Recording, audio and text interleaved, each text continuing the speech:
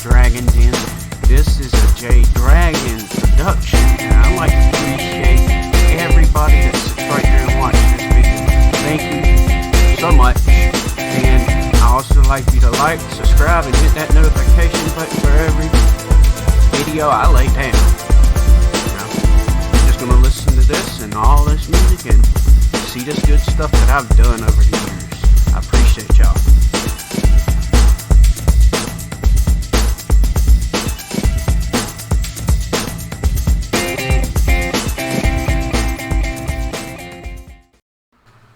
Alright, this is J Dragon, and I'd like to welcome y'all to the Dragon Den. What I did was grab a Mr. Clean scrub pad, and I started scrubbing off all the dirt.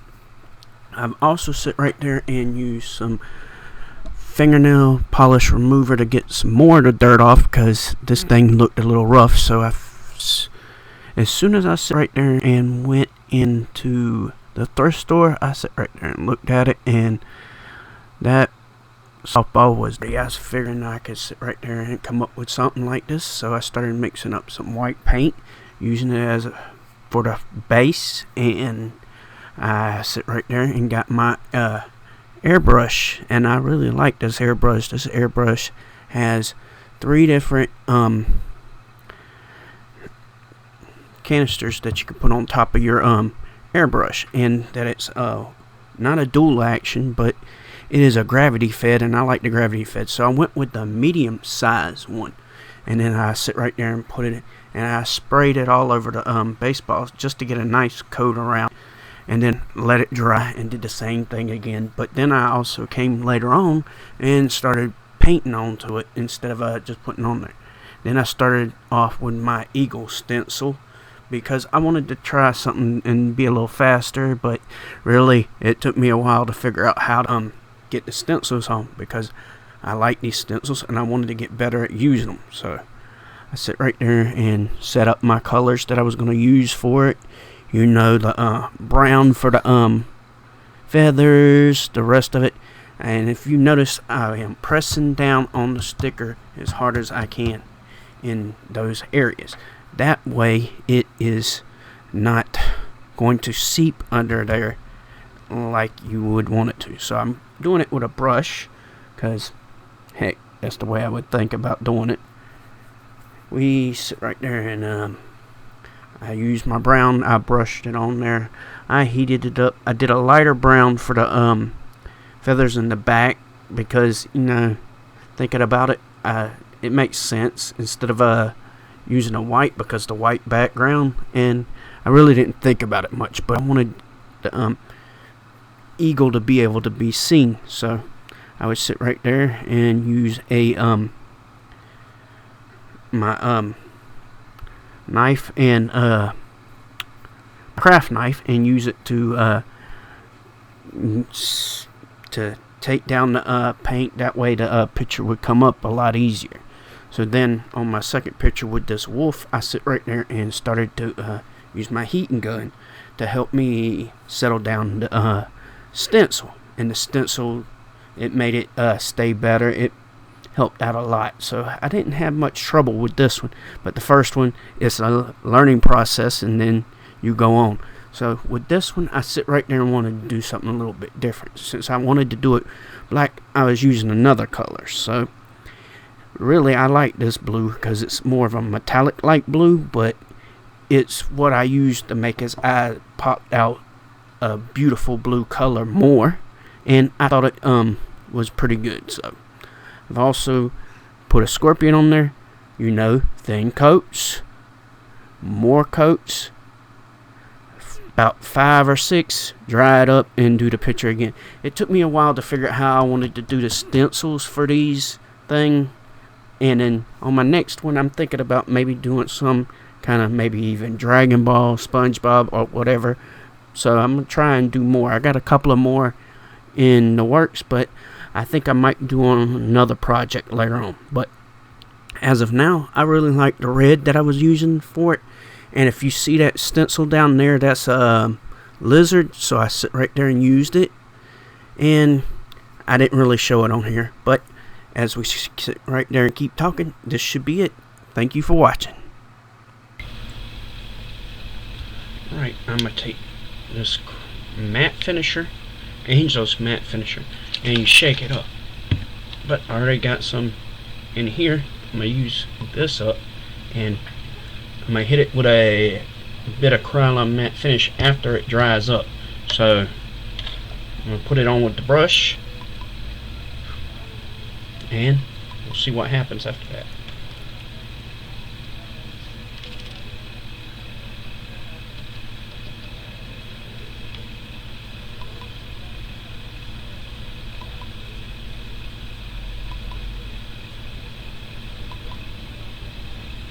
I'm going to just do one area at a time.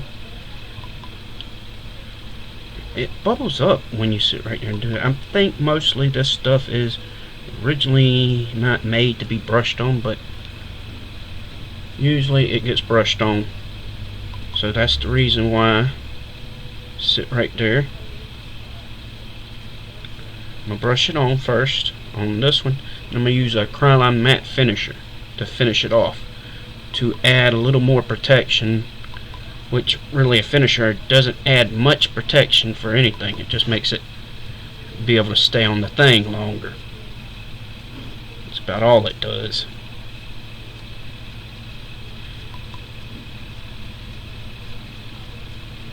Put it on here with some thin coat, because like I said, I'm going to hit it with some matte finisher in a little bit.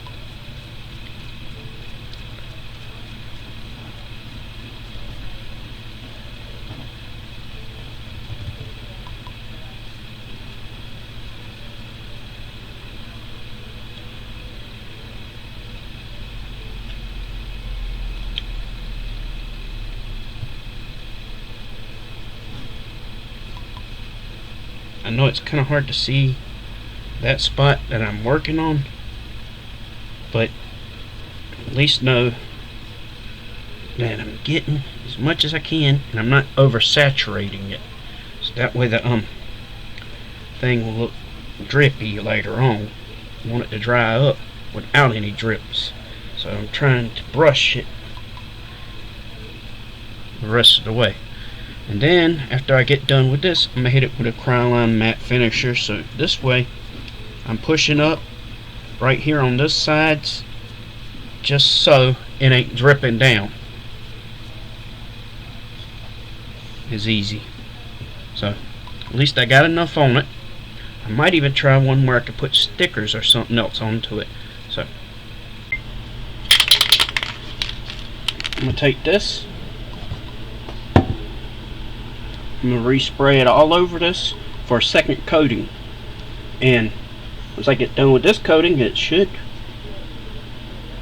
be thumbs up, I guess you could say. Put my thumb. Alright, see, I wanted to use the Angel's Krylon matte finish to sit right there and start off the finisher. And the finisher, it makes a little of a glossy color, so when I sit right there and put the Krylon matte finisher on the over the Angelus, it was basically dulling it down even more. So the combination of the Angelus matte finisher and the Krylon matte finisher does a real good job together, even better than what I would hoped. So if you try that even on the shoes or anything else, you might need to sit right there and put a new unglossy coat on, and it'll give you a good finish. Do those two together and they seem to work really well. I learned that the other day, and you'll figure out why I decided to do that. So this was a new thing for me to do, and I just sit right there, gave it a shot, and added them together, and they look good together. I mean, the softball turned out really good, and I think the more practice, the better I'll get. And you know how it is. We're learning. We're always going to learn. And I hope you like this tutorial and all this other stuff. Please hit me a like. Give me a thumbs up and like and subscribe and all that other good stuff. I'm going to have more artworks in the wings, and I hope you appreciate it. And I'll talk to you later. Peace out, and have the dragon den. Alright, we're going to also have more dragon stuff later on, so just give me some time. I'll get some more on here, and it'll look good. So, peace out to everybody, and you'll get to hear these past me. Right, just remember that when you do this, that wear a mask. Just wear a mask. I got this 3M mask. You just use something like that when you're doing this. Make sure you got enough ventilation. I got my fans going off right here, so they're pushing all that nasty smell out, so you don't have to smell it at all. So we're good in that. And I'm not going to put too many coats on it. I'm only going to put enough. See, some of it's still a little wet, so you got to be careful. Now, see, I started off with this for a first coat. This works really good, but this is mostly really good for shoes. Now, I finished up the coat with this one because I felt like it would help out with both of them. So they both matte finishers, but I was trying to use that one because it works out pretty good. It's not the greatest, but it works out real good on shoes and stuff. But the problem is, you put too much on it, it will crack. So just be careful with it. And it helps give a nice matte finish. It don't make it shine at all. And I say using those in combinations, like one of my YouTubers that I like to watch, he said that using those in combination seems to make a good matte finish. Even better matte finish than the other one was before. So we'll stop right there, and we're done. Thank you for watching.